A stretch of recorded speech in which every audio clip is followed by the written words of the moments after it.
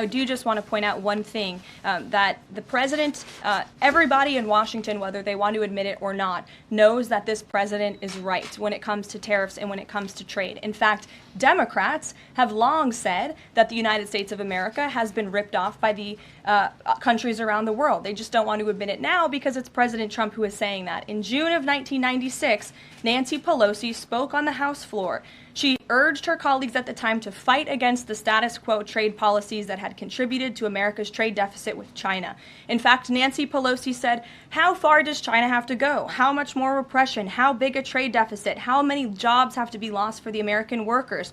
How much dangerous proliferation has to exist before members of this House of Representatives will say, 'I will not endorse the status quo'?" Those are the words of Nancy Pelosi in 1996. Well, President Trump is finally answering her call 27 years later. Nancy Pelosi can thank President Trump today for the 104% retaliatory tariff that will be going into effect on China. In 2007, Chuck Schumer spoke of our nation's crippling trade deficit, saying, "These are the kinds of records the American people don't want us to be breaking. The administration needs to move beyond words, take action now to reverse a trend that threatens our prospects for future economic growth."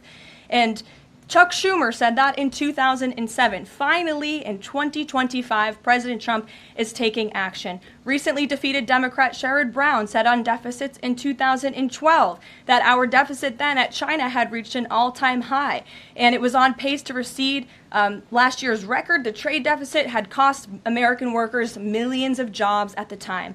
These are the words of Democrats years ago. It is about time America finally has a president who is taking action to restore those millions of jobs back to the United States of America, to boost our manufacturing industry. He's doing what's right for the American people. It will take a lot of labor. It will take a lot of effort. That's exactly what the American people elected this president to do.